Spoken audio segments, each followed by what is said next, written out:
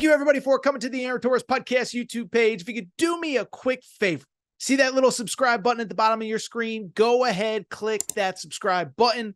Really does help our channel grow, our audience grow, and I really do appreciate it more than you know. So click that subscribe button. Appreciate your support.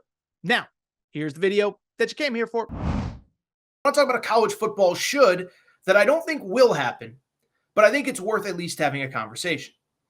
And that is the future of Carson Beck. So Carson Beck is the quarterback at the University of Georgia, was the quarterback at the University of Georgia, started each of the last 2 years, was projected as a first-round pick coming into this year. And listen, I don't think there's any doubt that he regressed over the course of the season. So even before he got hurt in the SEC championship game, people were talking about, oh, he went from potentially the number 1 overall pick to maybe a second, third, fourth rounder. Then you add the elbow injury on top of it. And so Kirk Herbstreit, I'm still stuck on Herbstreit. Carson Beck, season is over. Career at Georgia is over. He was at that Sugar Bowl. By the way, did anybody else notice that he didn't look very happy on the sidelines when Gunnar Stockton threw that touchdown pass? Another conversation for another day. But I saw this on a Miami message board, okay? Miami is clearly looking for quarterbacks, and we'll get into all that conversation in a minute. But they basically brought up the point. Should we try to go after Carson Beck? Should we try to convince him to not go pro, but return to college football and play at Miami? Now, it's just a fan. I don't know if it was a fan or a journalist. It wasn't like a source thing like, oh, Miami has reached out to Carson Beck. It was just, should we make the phone call and see if he's willing to come back? I thought it was very interesting, and I think it's absolutely worth discussing.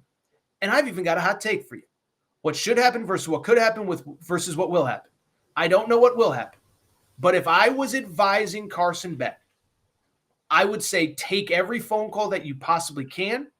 And I think most importantly, if you can get that bag to come back to college basketball, I think it's a college football, I think it's a no-brainer and that you absolutely should. And so with Carson Beck, I think it's interesting. Declared for the draft, not coming back, but he is recovering from an injury. And I think that's the first part with Carson Beck specifically. Is you go to the NFL, you end up as a 4th, 5th, 6th round pick, you might never even get an opportunity. You're going to go there, not be ready to play, whatever.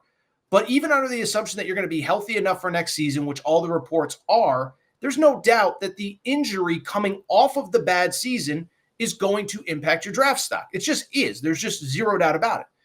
And so in my opinion, it's almost a no-brainer. Because I would assume if he comes back to college, Georgia is not an option. I think they're no different than Texas with Quinn Ewers.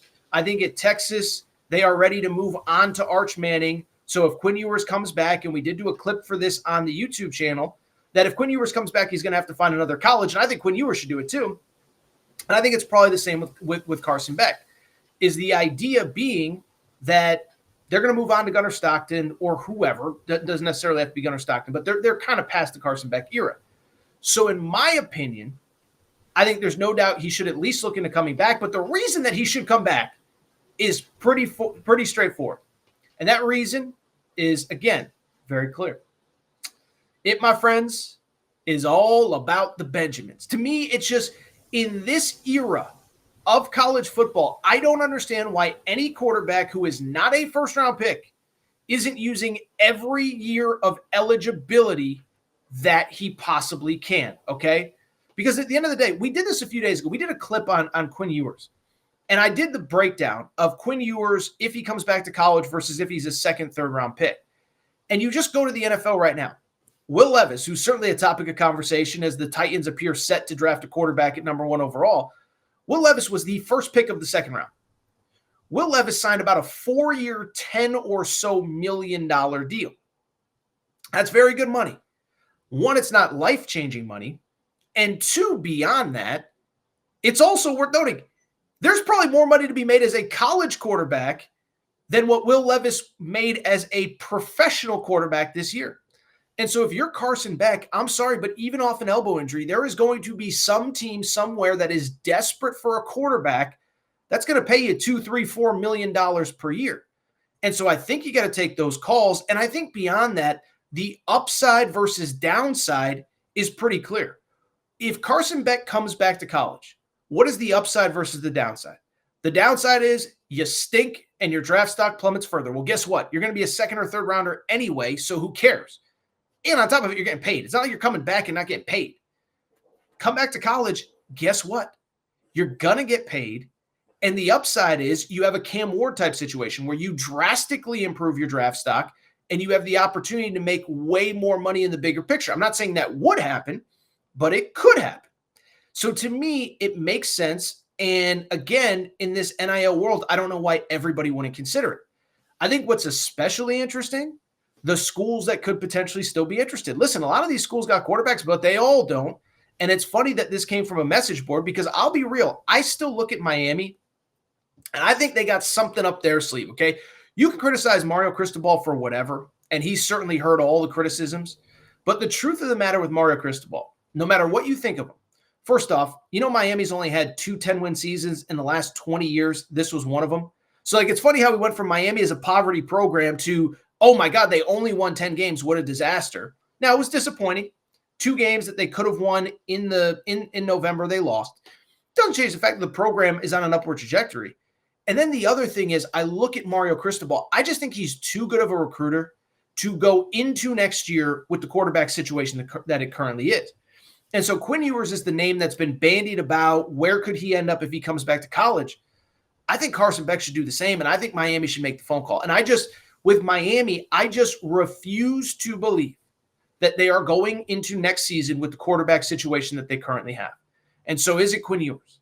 Is it Carson Beck? Is it somebody that we're not even talking about? I just don't believe that they're gonna roll the dice with Emory Williams. And then here's the other thing, and I said this with the Quinn Ewers piece, is remember, they didn't get a commitment from Cam Ward. I believe the date was January 13th of last year. In other words, Cam Ward had declared for the draft. He was ready to move on. And the Miami Hurricanes convinced him to remove his name from the draft and return to college football. So just because Carson Beck has made the comment that he is ready to move on, I don't know that I believe him. And even if he intends to, I think he should at least take the phone call from schools. By the way, none other ones immediately come to mind as places that would be landing spots. I think most everybody has said at this point, except for Notre Dame. Notre Dame, the reports are that if Quinn Ewers comes back, they may be a favorite. Maybe Oregon could be in the mix. I just think if you're Carson Beck's agent, you got to take those phone calls, and we'll see what happens. By the way, one last thing on Carson Beck, too. I've been the biggest critic of Carson Beck out there. I do think it is worth noting one other thing. If you watch the Sugar Bowl, pretty clear it wasn't all Carson Beck's fault on that offense. The Georgia wide receivers dropped more passes than anybody in college football. Georgia never got a run game going all season long.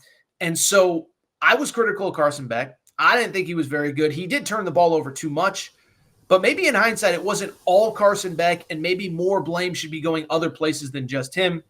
I could go on and on, but again, I ultimately think that to me, the conversation becomes he should at least consider coming back, whether he will or